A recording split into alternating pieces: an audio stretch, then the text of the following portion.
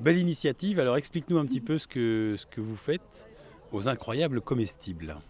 Bah, pour l'instant, on est un peu au début du projet. Donc là, l'idée, c'était de marquer le début du mouvement à Brignoles en faisant une photo devant le panneau. Ensuite, en fait, il y a plusieurs étapes. Donc nous, là, on est à l'étape 2 qui consiste à prendre cette photo pour ancrer le projet dans le territoire. Et ensuite, l'étape 3, ça consiste à mettre des plantes comestibles à disposition de tout le monde devant chez soi. Donc en fait, toutes les personnes qui sont là seront vivement encouragées par la suite à mettre des plantes comestibles aromatiques, médicinales, potagères devant leur maison, donc sur leur propriété privée, avec la communication associée, nourriture à partager, servez-vous, c'est gratuit. L'idée, c'est de faire un peu de com autour de ça et que les gens s'interrogent sur ce concept.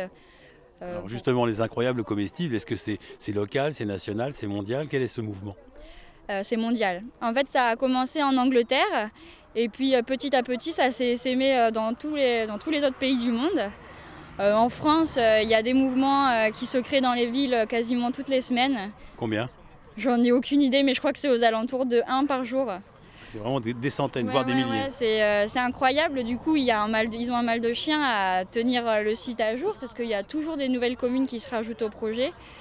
Et donc voilà, le but en fait des incroyables comestibles, c'est de mettre à disposition de tous et pour tous de la nourriture saine et locale. Donc au départ, ça sera sur la propriété privée des gens. Et une fois que devant chez eux, les gens auront mis des choses et que ça aura fait un effet un peu boule de neige et il va y avoir des questions, on espère que d'autres gens vont se rajouter au projet par le biais de cette initiative-là. Et ensuite, l'idée, c'est d'aller voir la mairie pour leur présenter le projet une fois que ça marche. Une fois on a prouvé que ça marche. C'est ça. Vous avez vu devant plein de maisons d'habitation des gens qui ont mis de la nourriture à partager devant chez eux. L'idée maintenant, c'est qu'on a besoin de plus d'espace, plus de place et qu'on sait qu'à Brignoles, il y a de nombreux endroits accessibles où on pourrait mettre de la nourriture à partager, des plantes potagères. Dans des jardins? Dans des jardins publics, dans des espaces publics. Donc après, l'idée, voilà, c'est de faire cette demande à la mairie pour pouvoir planter sur des espaces publics. Et après, ce serait chacun qui entretient ces espaces-là et qui se sert gratuitement. Si je me sers de la quantité que j'ai besoin, et puis quand je viens me servir, je fais ce qu'il y a à faire. J'arrose, je désherbe, je fais ce qu'il y a à faire au jardin. C'est un partage de légumes, mais c'est aussi du lien social. C'est ça, c'est surtout ça aussi, c'est créer de la rencontre en fait. Le but, ce serait aussi que ces jardins dans les espaces publics soient un lieu de rencontre. Des gens qui se croisent tous les jours mais qui ne se connaissent pas pourraient se rencontrer autour des jardins. Et quand ils se recroiseraient plus tard dans la rue, ils se salueraient.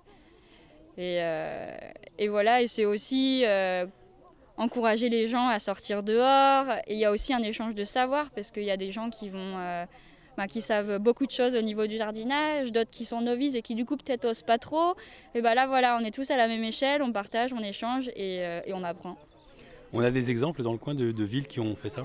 À Aubagne. À Aubagne, il y a un mouvement incroyable comestible. Le retour d'expérience, est-ce que les gens ont souvent peur de dégradation des espaces communs comme ça? Qu'est-ce qu'il en est?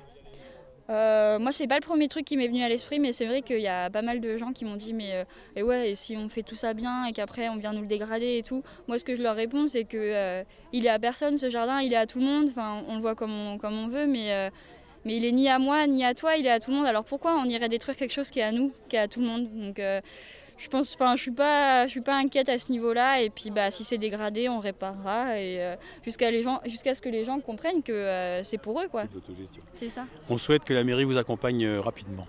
Ouais, j'espère aussi, ouais. Merci beaucoup. Merci.